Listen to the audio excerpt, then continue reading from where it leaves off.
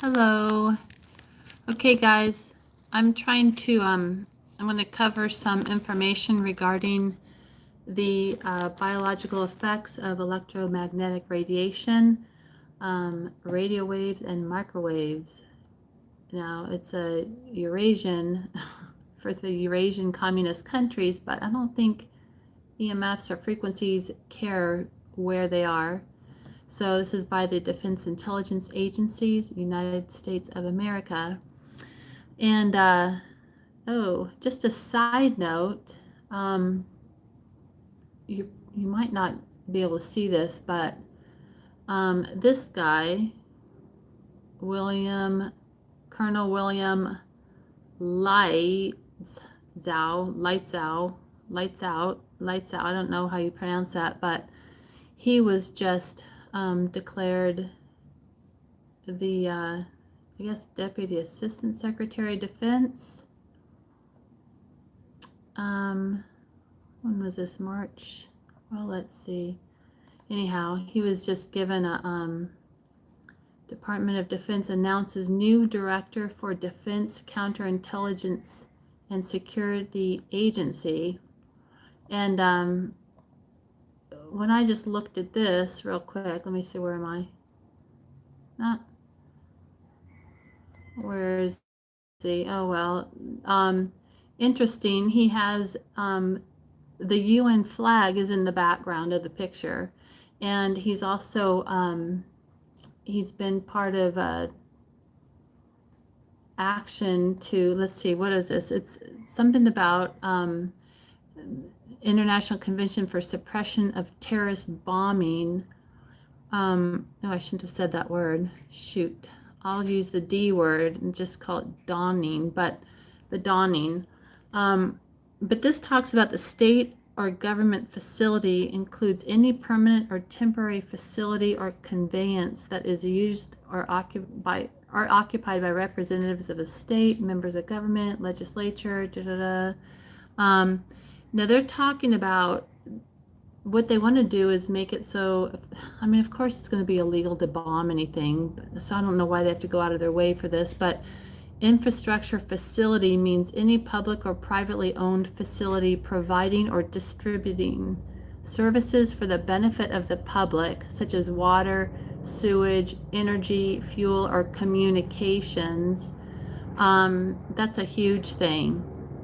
So anyone who wants to take down some kind of,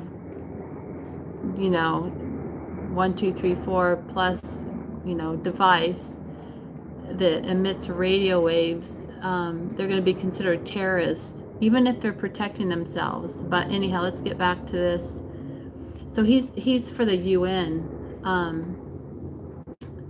This William Bill Lie, that guy. I'm going to get back to what I was intending this for. I just got sidetracked. Sorry about that. But so he's part of this, prepared by U.S. Army Medical Intelligence and Information Agency, Office of the Surgeon General. So all these times that we've heard them say that they don't have any information on, the electromagnetic frequencies or anything like that, I don't know what they're talking about, because here's some effects. Let me see if I can enlarge this a little bit, but it does tend to get a little blurry, I think. Just definitely looks blurry. I'm sorry about that, you guys. So let's see, here we go. I'm gonna scan through this really quickly, if I can try to make it so it's not so blurry. I don't know why it's doing this. Well, I've give you the link, so either way, I'm just going to read it to you. You can look at the link and look at this and read this yourself. So so it says this is a Department of Defense intelligence document. I think I read that. Classified by DIA DT, exempt from general declassification. So this is older. So if what they had way back when is deemed semi, not safe for our health, I'm just going to hit all the highlighted, like it talks about biological significance of radio waves and microwaves. This is part 1 through 10. Part 1 is blood. Part 2 is cardiovascular system. Part 3 is cells. Part 4 is central nervous system. Part 5 is digestive system. Part 6 is glands. Part 7, metabolism. Part 8, reproduction. Part 9, visual systems. And part 10, internal sound perception. That's interesting. Miscellaneous observations, discussion of research methodologies, safety precaution standards. So it's been unclassified, so they can't get mad at me. Sorry about that, you guys. Ew, I'm going to learn to do my split screen sooner or later, maybe one day. Let's see if I can send this back. Oh my goodness, look at that, you guys. Well, for some reason, this definitely doesn't want to focus. So, okay, the thermal effects of electromagnetic radiation have been reasonably well established through experimental investigation. The non-thermal effects, however, remain a controversial issue between scientists in the West and in the Eurasian communist countries. The difficulties encountered in inconclusively demonstrating the non-thermal effects of electromagnetic exposure are likely responsible for differences in exposure standards. Some standards are based largely on demonstrable thermal effects, while others allow for possible non-thermal effects at subthermal intensities. So a long time ago, I mean, they were just testing really like if it heated people up, like in a microwave. They didn't test for anything else, but they're looking into other tests that go a little bit deeper. Look, I'll just start reading the things that are highlighted here. So USSR in 1958.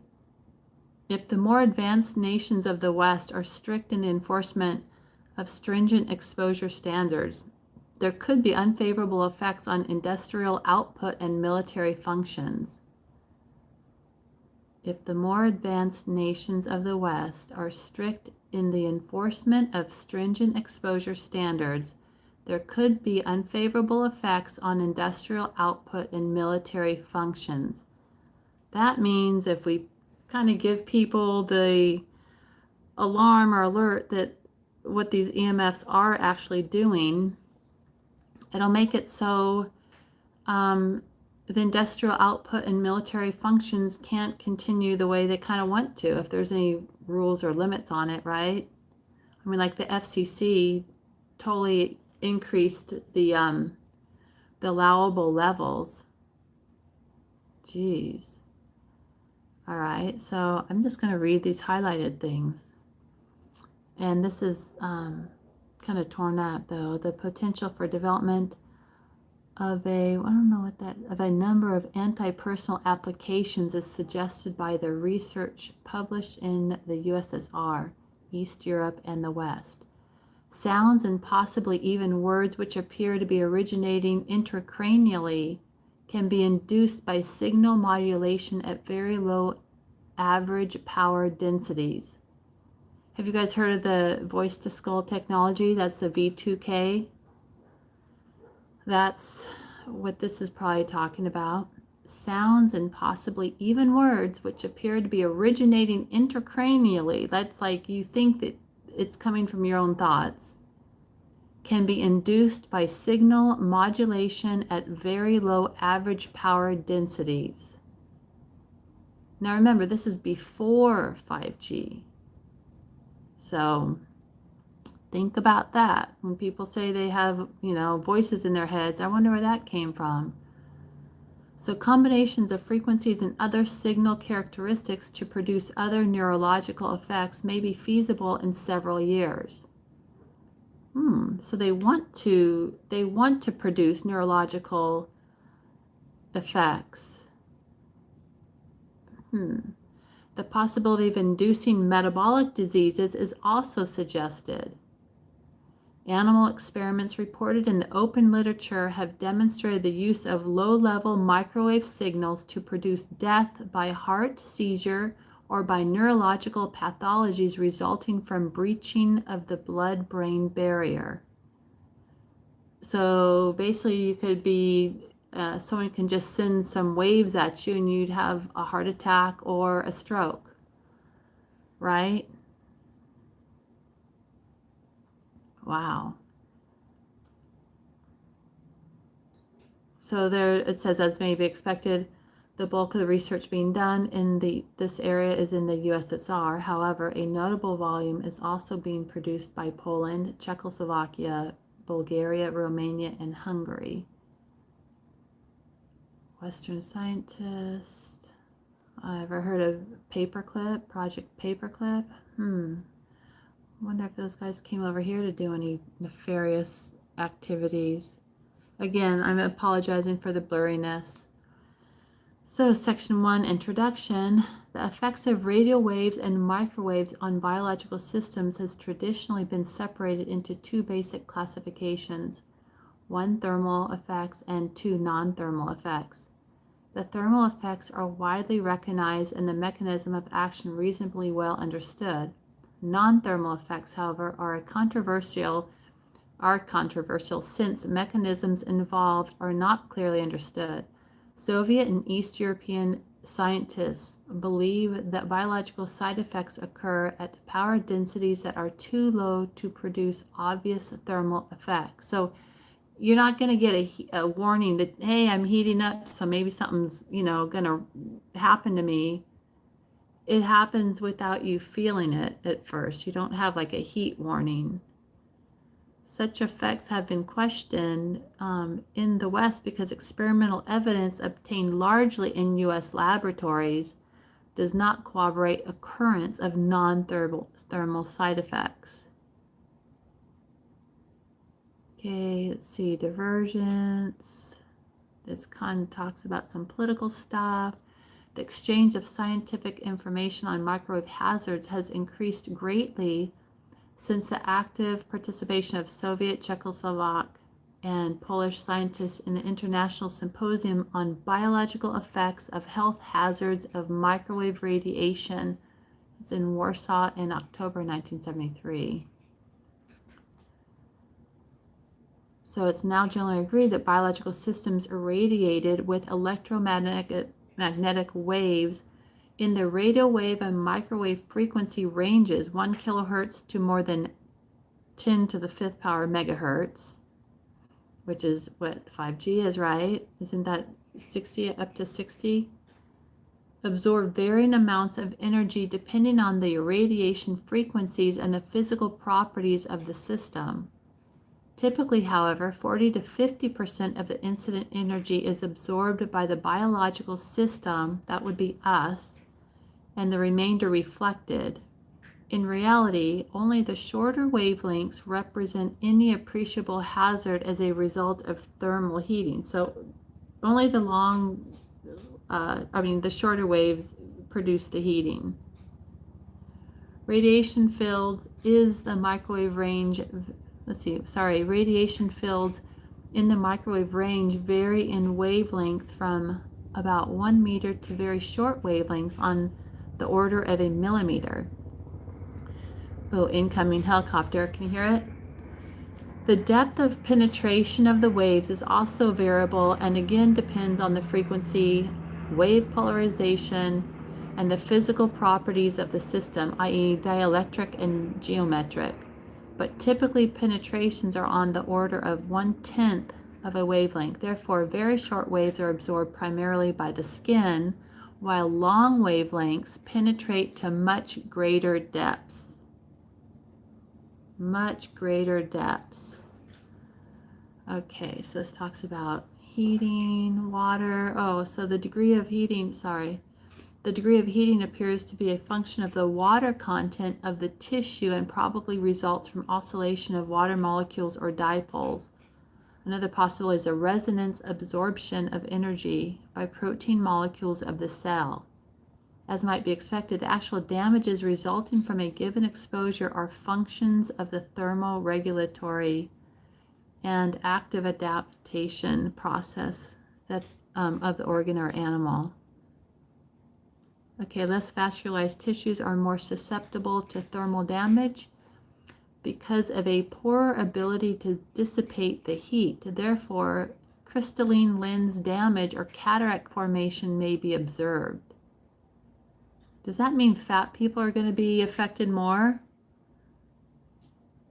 Less vascularized tissues are more susceptible to thermal damage because of a poor ability to dissipate the heat.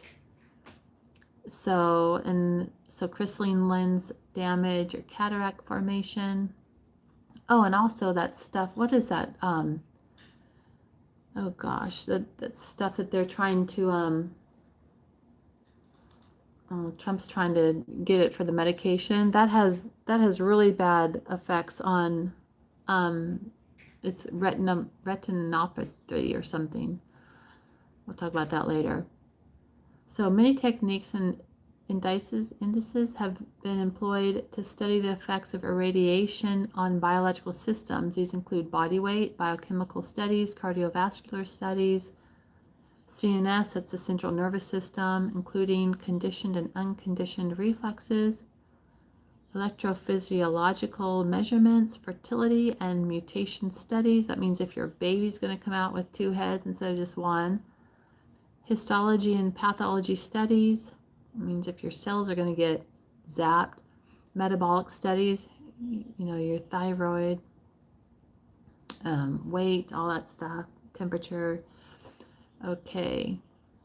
While these and other experimental studies have been conducted on animal and cellular models, knowledge regarding human exposure has been almost exclusively obtained retrospectively. But they usually do studies on animals too, because humans are animals. I don't know if people really, want to believe it or not, but we are animals. So accordingly, information regarding the amount and or portion of body exposed, field intensities, and duration of exposure are usually ill-defined. Okay, so they didn't do all their homework. Okay, so biological significance of radio waves and microwaves. Part 1 is blood. So I'm just going to cut to the chase, see if anything here is highlighted. One study involved the observation of several thousand persons working in microwave irradiated workshops, as well as animal experiments. In the human subjects, 3 kinds of damage were found. So in your blood, your lymphocytes and monocytes. So lymphocytosis, monocytosis, granulocytopenia, monocytosis, and I don't know how you say this last one, eosinophilia, I don't know what that is, frequently accompanied by absolute lymphocytosis, moderate neutrophilia, so with your nerves there. The degree of changes in the blood could be correlated with exposure and or duration of working period. This determination was based on relative changes as a function of period of employment, which was felt to indicate a cumulative effect of microwave in the human body. The type and intensity of exposure was not documented. Oh, well, that's a blood coagulation of dogs. Oh, so dogs' blood, when they subjected them to high intensity, super high frequency field, 10 minutes to 30 days after radiation, their blood coagulation, let's see. So here's, I guess, where maybe the heart attacks come in. Protective reaction was, however, of short duration. Irradiation-induced prolongation of coagulation time reappeared, and animals' clotting times did not return to normal until at least 15 days after exposure. But if you're going to have your blood clot and you're going to have a heart attack, you usually don't have 15 days to straighten out your system, right? Another study showed that long-term exposure to microwave at a power density of, of 10, was it megawatts to centimeters squared, decrease the overall activity of, I don't even know what that is, butyrylcholinesterase. That's some kind of enzyme in the blood serum of rats. Under conditions whose body exposure, the microwaves did not exert a consistent effect on the enzyme molecules. The decrease in the overall activity of whatever that is was correlated with the decrease in its concentration in the blood of the irradiated animal. The action of microwave on human erythrocyte permeability to potassium and sodium ions was also investigated. The mechanism of action appears to be an inhibition of active transport and the altered diffusion through the pores in the membrane. Oh, wow. So if you can't get your sodium and potassium in and out of your cells, you know, those are your electrolytes. Those are what kind of help regulate the heart. The latter may be caused by the influence of UHF energy on the membrane itself or on the hydrated sodium cation and potassium cation. The microwaves either change the membrane structure, thereby increasing the passive sodium cation and potassium cation diffusion and reducing the concentration gradient, or somehow block the mechanism of active ion transport. Now, Vet Tech Kimmy can kind of maybe tell us what that means, but it doesn't seem good. Oh my God. Okay, so we're going to go down. This says, so to summarize the effects of electromagnetic radiation exposure on the blood, the following general changes emerge, although conflicting reports are also present. General decrease in hemoglobin content.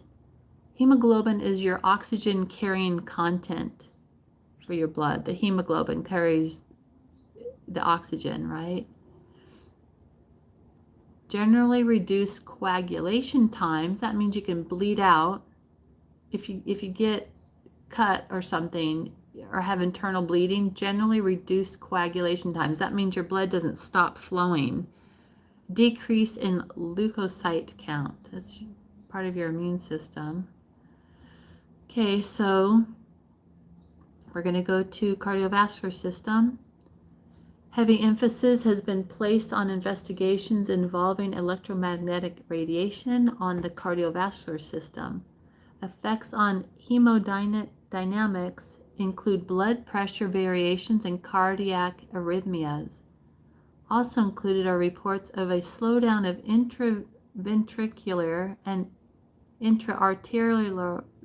arterial conduction, diffuse cardiac muscular changes. Does that mean like muscle cramps? And ventricular extrasystole. Ventricular. So your veins, outside of your veins, something. I don't know. You guys, doctors, can discuss this if you've done your homework. As with other effects, animal studies are frequently reported on, and human reports are typically retrospective in nature. Many of the variations noted on the cardiovascular system results from central nervous system effects. Great. Comparison of a group of engineers and administrative officials who were exposed to microwaves for a period of years and an unexposed control group revealed a significantly higher incidence of coronary disease, hypertension, and disturbances of lipid metabolism among exposed individuals. That's your fat cell. So you got fat. Hereditary predisposition to heart disease was approximately the same in both groups. Okay, so that's your control, I guess. But overt disorders developed much more frequently in the previously exposed group. It was concluded that the microwaves may act as a nonspecific factor which, under certain conditions, interferes with adaptation to unfavorable influences. Exposure may therefore promote an earlier onset of cardiovascular disease in susceptible individuals. Great. That's just great. So I'm going to skip down here. Morphological changes in experimental mice exposed to short and ultra-short wavelengths were observed. 2 series of experiments were conducted using 14.99 megahertz and 69.7 megahertz waves. I wonder if that's 69. I wonder if that's the what would be more considered like a 5G wave, because that's 60, I would think. I don't know. In the first, I don't know what this word says. In the first series, 12 animals were subjected to single lethal doses of the electromagnetic radiation. Very pronounced vascular dystrophic changes were found throughout the organism.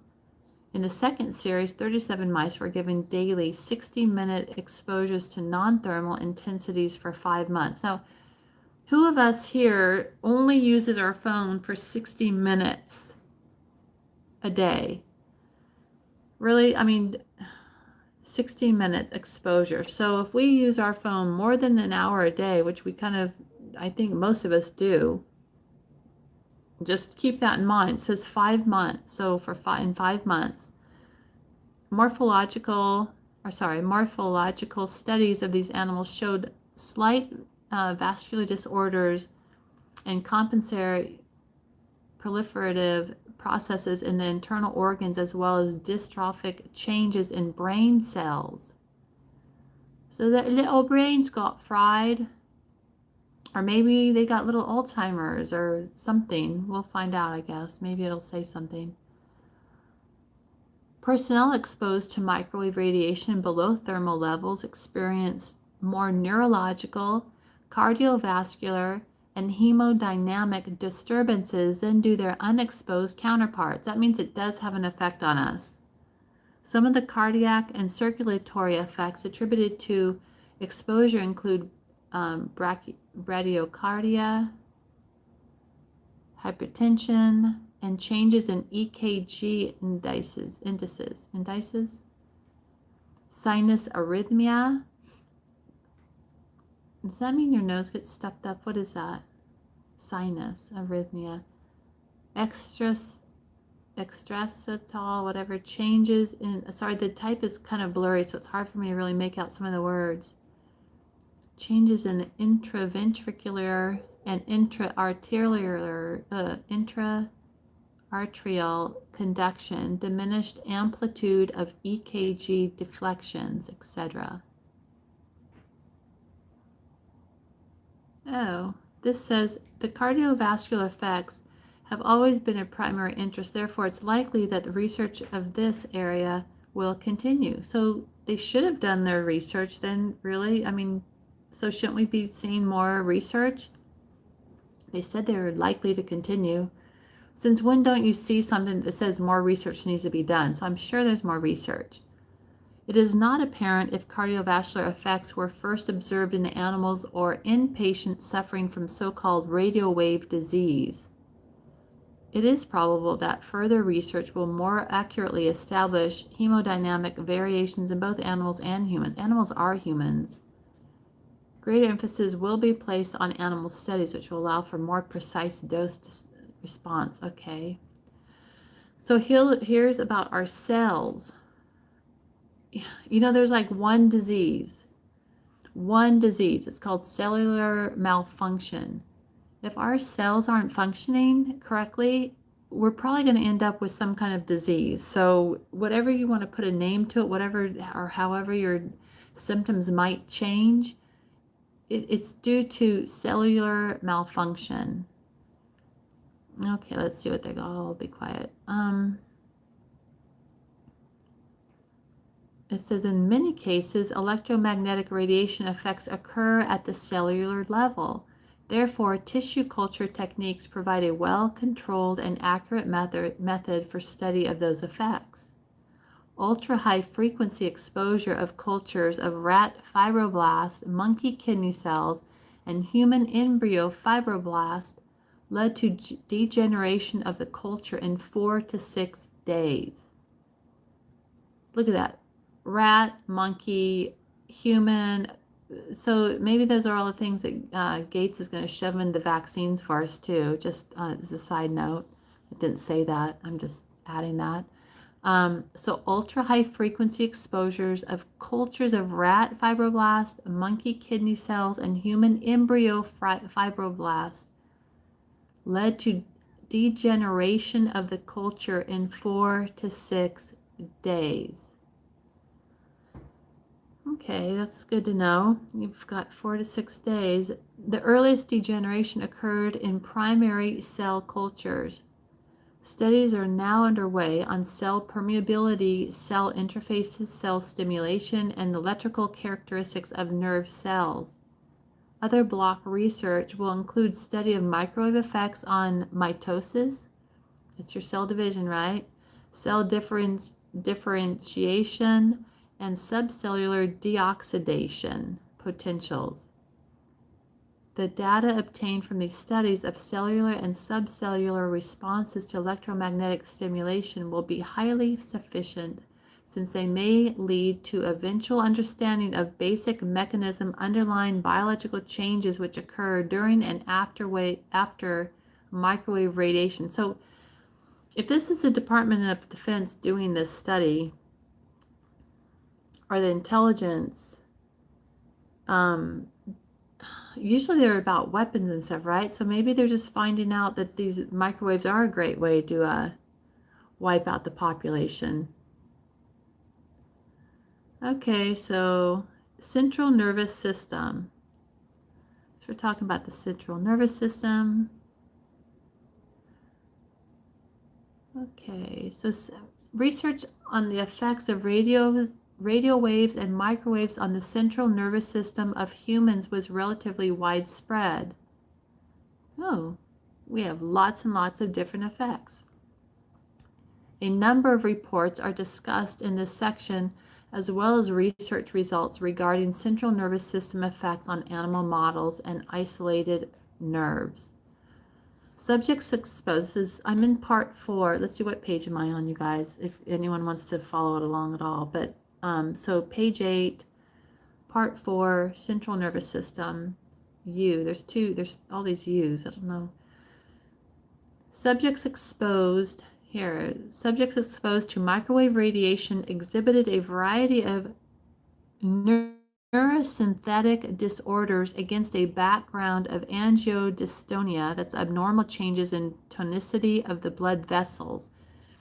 So like if your blood is flowing through your blood vessels and it's either your vessel is either super rigid or super relaxed, your blood pressure is not going to be easy to regulate. So the more common subjective complaints were headaches, fatigue, perspiring, dizziness, menstrual disorders, irritability, agitation, tension, drowsiness, sleepiness, depression, anxiety, forgetfulness, and lack of concentration. Any of you have any of those symptoms? Headache, fatigue, perspiring. I think if you're just breaking out in a sweat for no reason, it's kind of your body trying to get rid of that radiation, is trying to cleanse it out. Dizziness, menstrual disorders, irritability, agitation, tension, drowsiness, sleepiness, depression, anxiety, forgetfulness, and lack of concentration. Anyone had any of those lately? Oh my goodness. Okay. Various neurological disorders were investigated by studying the vestibular and visual and, analyze their functions in persons exposed to radio waves of varying types for various periods. Okay, let's see. Elevation of threshold of excitability was also accompanied by a lengthening of time required for dark adaptation. So if you guys can't see at night as easy, night vision, problems, the magnitude and intensity of the changes tended to increase with length of exposure. Well, that's kind of a common sense thing. Similar studies showed increases in threshold of olfactory sensitivity. So that's your smeller. Like, can you smell things or not? EEG automatic frequency analysis was performed on 80 persons exposed to 1 meter wavelength radiation and 80 healthy controls. No differences were found between the exposed group and the controls, regardless of length of exposure, intensity of, sorry, there's motors going on behind me, intensity of the field or frequency. Presumably, all of these exposures were of non-thermal nature. Conversely, 37 persons occupationally exposed to a super high frequency microwave field, that's 10 megawatts over centimeters squared, over periods of 2 to 8 years. So I wonder if the people who are working on the lines and stuff or putting in the 5G are going to be affected. That's kind of karma. There are studies, symptoms of asthenic and autonomic vascular disturbances, endocrine shifts, and abnormal EEGs, that's your brain waves, were observed in half the patients.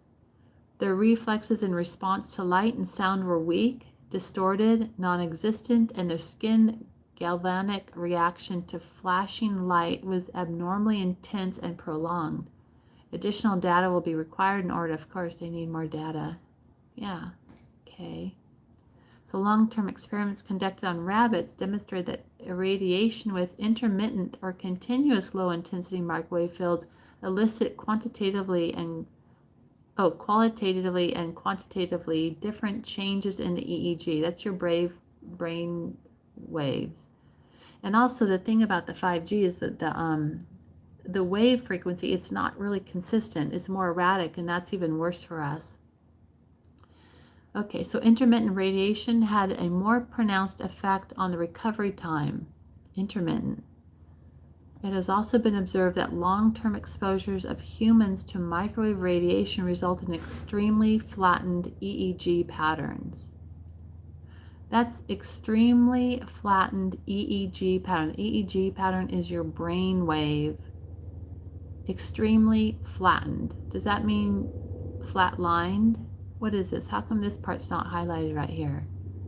So page 8, the bottom of the page, last paragraph. It has been observed that long-term exposure of humans to microwave radiation results in extremely flattened EEG patterns. I'd say that's pretty significant. Okay, let's go. I'm going to go all down here. Decrease in cholinesterase activities. So choline, that's your blood regulation also. So choline, or maybe I'm wrong, but that's an enzyme, choline, in the central nervous system. That's also the thing. Isn't that the thing that regulates blood sugars? Histological examination of the cerebral cortex cells from rats exposed to UHF at 5 to 15 megawatts per centimeter squared revealed the onset of sclerosis and the formation of vacuoles in some of the cells. Vacuoles. I have to learn what that is.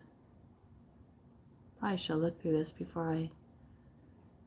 Okay, let's see. So digestive system. A number of alterations in the function of the gastrointestinal systems were observed. Reportedly, exposures of subjects working for long... Sorry, I got a call there.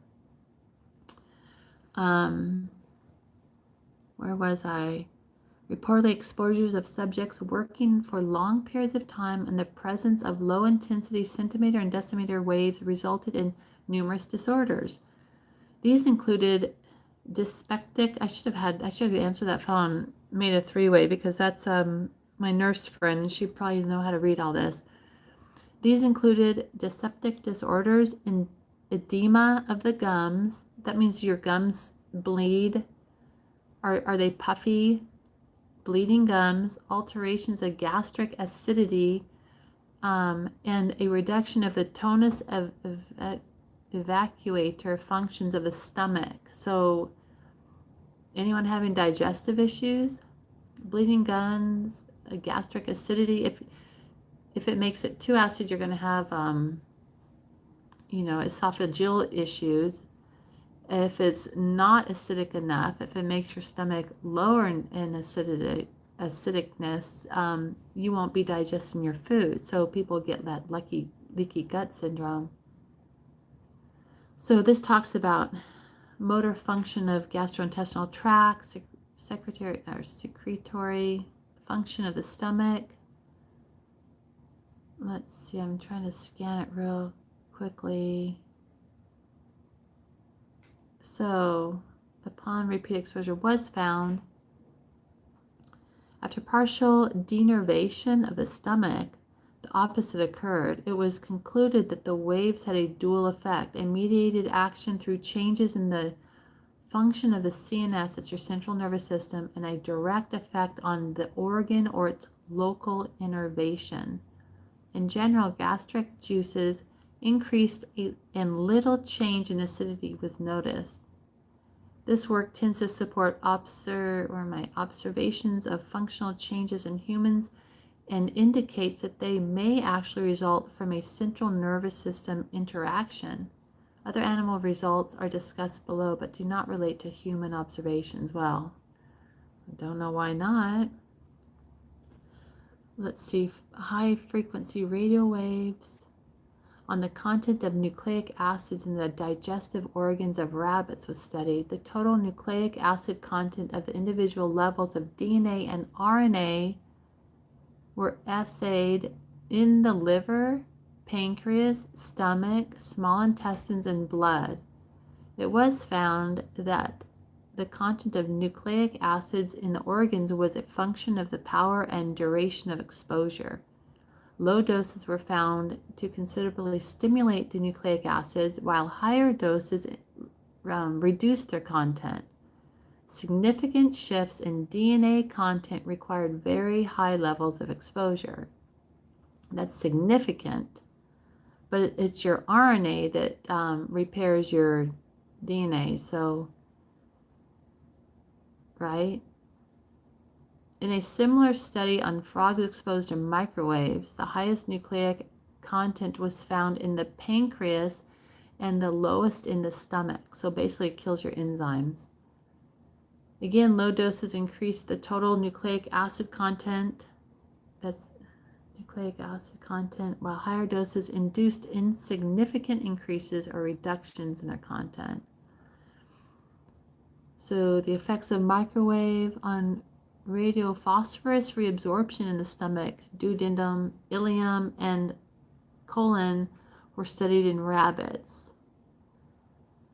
Simultaneously absorbed radiophosphorus distribution in the liver, lungs, kidney, and spleen was investigated, and it was found that rates of radioactive phosphorus reabsorption by sections of the alimentary canal differ. Under microwave exposure, reabsorption activity of the stomach is somewhat decreased, while in the small and large intestines it's increased. Lower intensity exposed accelerated the intestine reabsorption function to a greater extent than large doses of lower frequency waves. Okay, so here's talks about glands. So glandular system, they're focusing on the adrenal, pituitary, and thyroid gland. Let me tell you, our hormones and stuff have adrenal. So if you're under stress, that's your adrenal, pituitary, and thyroid. Boy, if your thyroid's messed up, shoo. Okay, let's see, functional status. I'm trying to scan this. In guinea pigs, the weight of the adrenal glands increased after continuous exposure at low levels for 14 days, but decreased in animals exposed to interrupted exposures, which is what we're going to be exposed to. Modification of lipid metabolism appears to be a mechanism of action. That's your fat content. Similar exposure. So we're on page 12 here. A quantitative assay of the gonadotropic hormones and growth hormones in the pituitary body of rats exposed to microwave radiation indicated that for a certain time after exposure, Blocking or inactivation of gonadotropin releasing agents occurs in the hypothalamus.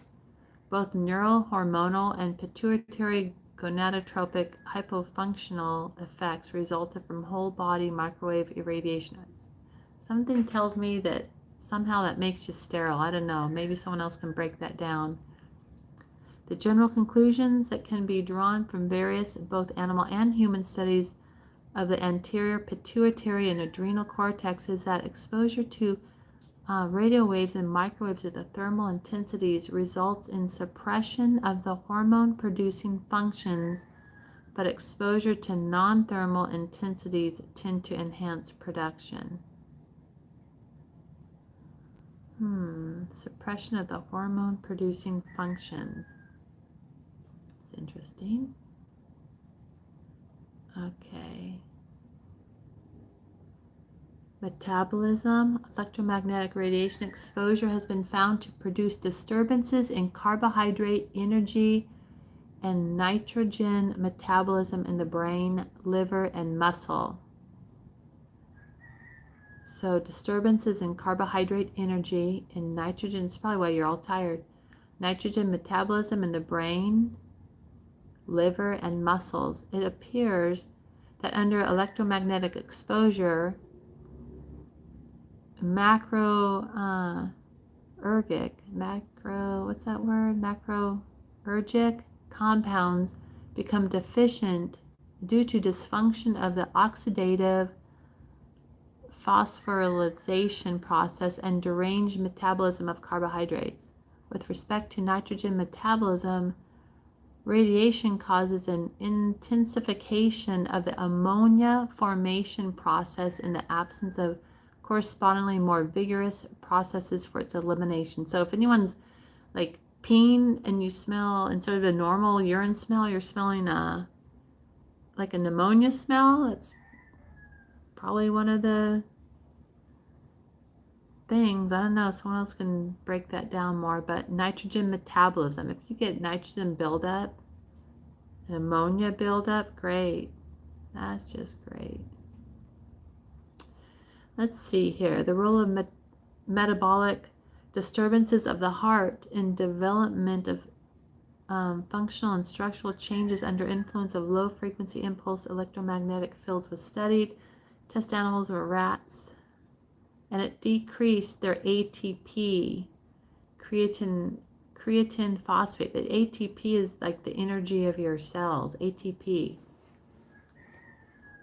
Creatine, that's also your phosphate, so like your muscle mass, causing disturbances of oxidative changes of carbohydrates and divergence of conjugation of oxidation and phosphorylation process. Let's see, it concluded the changes in carbohydrate energy and nitrogen metabolism preceded the inception of structural changes in the myocardium. Isn't that your heart? Great. So your heart can't beat? Your heart like doesn't have the ATP, like the energy to beat like it needs to? Or, oh gosh. While these animal studies indicated an upset of some metabolic pathways, the degree of functional impairment was relatively small and probably not significant. In fact, yeah, right. No human metabolic variations were noted, and meaningful extension of these animal studies to the human is not possible. Really? How can that be? Why do they do all these mouse studies and rat studies then if they don't think that you can transfer one to another? Huh. That's interesting. Since when don't they ever use animal studies to cross over? Oh, so here's electromagnetic radiation on reproduction systems. So here we go again. It's a 5-month study. Mice were irradiated twice daily for an hour using 10 centimeter wavelengths and of low intensity. So it's only 10, was it microwatts or milliwatts? What is that per centimeter? Although the average number of normal cycles is in. So how many people only hold their phone for 2 hours a day? Okay, so they also talk about shortened estrus period resulting in decrease of the reproduction function of the ovaries. Weight loss was found to occur starting at about 2 weeks, reaching maximum loss of 4 months. So the fertility of the female white mice was also investigated. The animals irradiated as above were mated during proestrus or early estrus with non-irradiated males.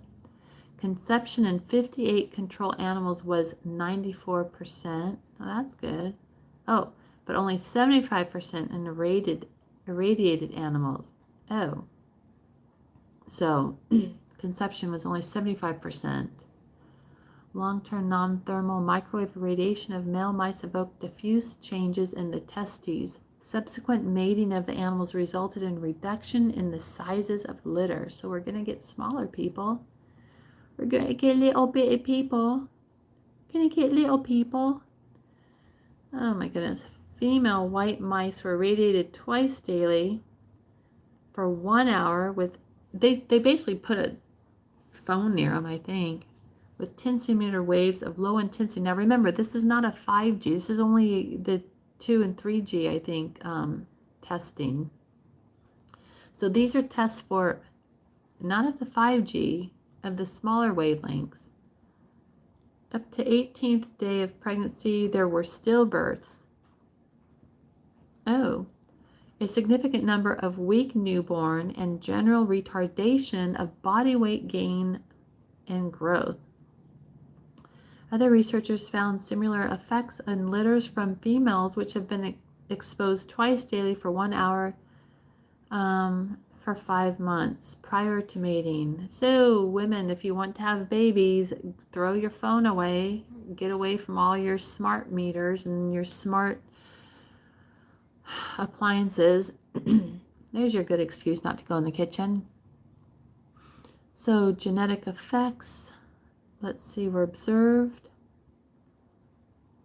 They're observed, let's see, reduced viability. So more of them died. Gosh, my battery's going low. Why is my battery looking low? Sorry, people. I don't know why. Got it plugged in. Oh, goodness. I'll have to hurry this up. Okay, so let's see. Strain of staph. Immune. So this is a strain of Staphylococcus aureus, whatever, known to be resistant to penicillin, was exposed to an electromagnetic field. A mutant was found to be sensitive to penicillin, probably due to change in lipid content. Okay, so I'm going to scroll through here, see if we see anything else. Miscellaneous observations. Most of the reported biological effects. Let's see, higher frequencies. Anyhow, I'm going to rip through here because my battery, for some reason, it says it's going low. But I'm going to leave that link is also in my community page, so you guys can open up this document for yourself. Oh, so open it for yourself. I'm going to keep scrolling, see if I see any highlights here that we haven't covered. But remember that flat line, EEG, flat line. Okay. Anyhow, read this report for yourself. Biological effects of electromagnetic radiation. Now this was U.S. Army Medical Intelligence and Information Agency. Defense Intelligence Agency, Washington, D.C. was confidential. Whoops. Report date was 1976. This is DIA task number PT 1810-0275. All right, guys. I'm going to check out here. And I know that was long, maybe really boring, but just to read through some of this document for you. All right. Take care. Bye-bye.